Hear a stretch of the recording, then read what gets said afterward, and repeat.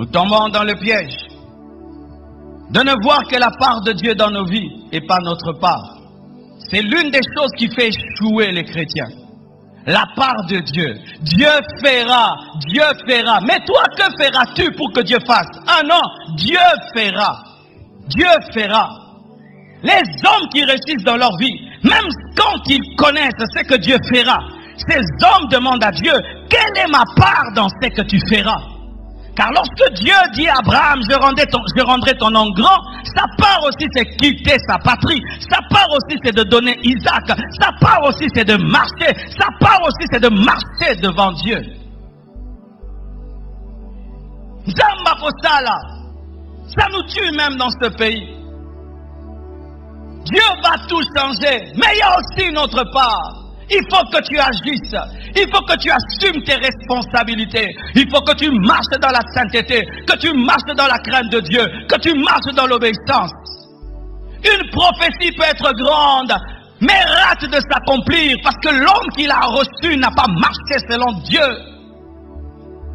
Le prophète m'a prophétisé, le pasteur m'a béni, ça ne suffit pas, il y a aussi ta part. Tu dois te comporter d'une certaine manière. Paul dit, je traite durement mon corps, afin de ne pas être disqualifié après avoir prêché aux autres. L'apôtre de la grâce connaissait sa part. Mais d'autres aussi tombent dans un piège. Ils sont tellement dans ce qu'ils doivent faire qu'ils oublient ce que Dieu fera. Ismaël, c'est ce que tu fais. Isaac, c'est ce que Dieu fait. Il y a des gens qui sont trop dans Ismaël, mais qui n'arrivent pas à entrer dans Isaac. C'est-à-dire, il fait tellement d'efforts dans sa vie, mais quand Dieu lui dit, ne fais rien, je ferai, il ne croit plus. Pourquoi? Il est tellement habitué à se battre. Ta force a des limites, mais la force de Dieu n'en a pas. Et il y a des choses que tu peux faire pour toi, mais d'autres que tu ne feras jamais pour toi, parce que c'est surnaturel. Il y a des choses que je peux faire pour moi. Fermer la clé de ma chambre, ça c'est ma part. Ce n'est pas parce que Dieu me protège que je ne dois pas fermer ma maison à clé. C'est ma part. Parce qu'il y a des voleurs, quand ils viennent, s'ils trouvent que c'est fermé, ils n'entrent pas. Mais fermer ma porte à clé n'empêche pas aux sorciers d'entrer. Là, c'est la part de Dieu.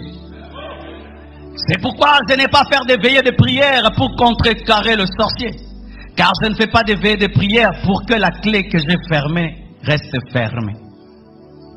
Non, nous expliquons bien. Quand tu viens, tu fermes la clé. Tu dors, n'est-ce pas? Tu sais que l'action que tu as posée fermera. Tu ne vas pas veiller sur la porte car tu l'as déjà fermée à clé. Pareil aussi, quand je dis à Dieu, protège-moi toute la nuit, je dors parce que j'ai fermé à clé spirituellement. Et je n'ai pas à veiller pour qu'il me protège. Sinon, tu auras le surménage spirituel car tu dois veiller spirituellement sur toi-même. Je vais bien t'expliquer. Il y a des gens qui croient qu'ils doivent avoir prié toute la nuit pour ne pas être attaqués par le diable. Non, c'est Dieu qui doit veiller toute la nuit, pas toi. Moi, je veille pour être en communion avec Dieu, mais pas pour être protégé.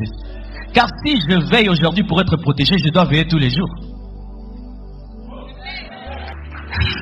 Les démons t'attaquent. Résolution. Veillez de prière. Non. Les démons t'attaquent. Est-ce qu'il y a des portes d'entrée dans ma vie? Non. Le prince de ce monde vient, mais il n'y a rien de lui en moi. Ok, Seigneur, j'enlève tout péché dans ma vie au nom de Jésus, pardonne-moi. La foi, le bouclier. Père, je crois que ton sang me protège et me garde. Et je dors en toi. Amen. Amen. Amen. Mais si tu dois veiller de 0h à 6h pour veiller sur toi-même, tu vas le faire pendant toute ta vie. C'est pourquoi lorsque vous allez au boulot, vous dormez. Les chrétiens deviennent des mauvais travailleurs parce qu'ils ne dorment pas. Et pour parvenir à dormir, il faut parvenir à entrer dans la foi où Dieu fait et te garde. Et tu fais des veillées exceptionnellement parce que l'esprit te conduit. Mais si toute ta vie c'est sans des veillées de prière, quand est-ce que même tu auras le temps pour ta femme? C'est pourquoi il y a des femmes qui n'aiment pas épouser des hommes de prière parce qu'ils sont déséquilibrés.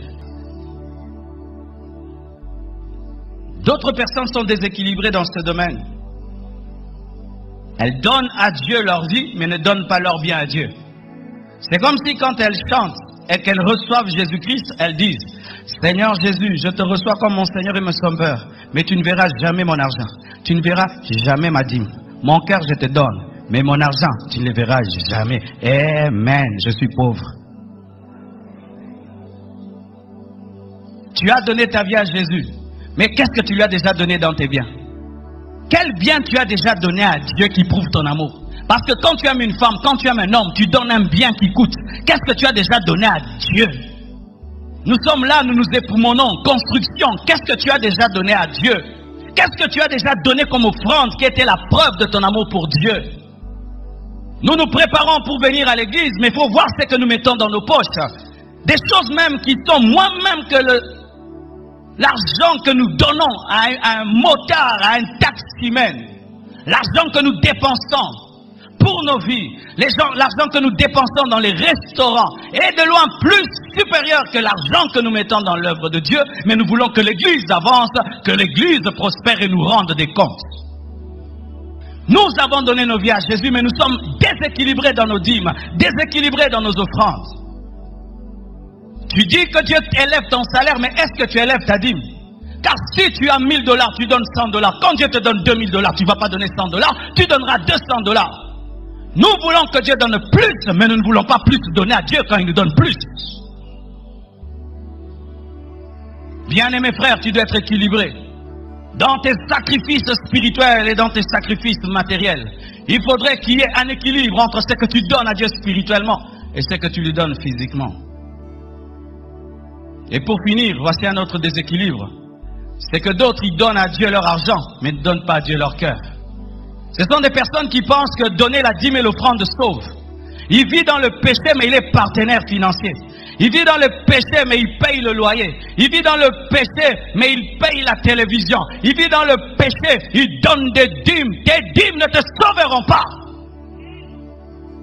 L'impudicité, l'adultère reste adultère malgré les dîmes et les offrandes. Et des fois, au lieu de donner à Dieu nos vies, nous nous précipitons à donner nos offrandes et nos dîmes. Dieu, la première chose qu'il te demande, c'est de donner ton cœur, pas de donner ton argent, de donner ta dîme. Car tu peux donner toutes les dîmes, être fidèle dans tes dîmes et être infidèle à Dieu dans ta marche. Et ça nous arrive. Le Seigneur te demande de faire un sacrifice, d'abandonner un péché.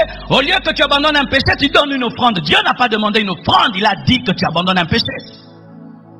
Il te dit d'ajuster ta vie, d'ajuster ta vie. Au lieu d'ajuster ta vie, non, tu donnes ta dîme. Dieu n'a pas demandé ta dîme, il a demandé que tu abandonnes le péché. Sinon, tu donneras des offrandes, tu donneras des dîmes, et puis tu vas en enfer. Oui, et puis tu finis en enfer. Parce que ce ne sont pas les dîmes et les offrandes qui sont mortes à la croix pour toi. C'est Jésus-Christ et tu dois être en communion avec lui. Que Dieu vous bénisse abondamment.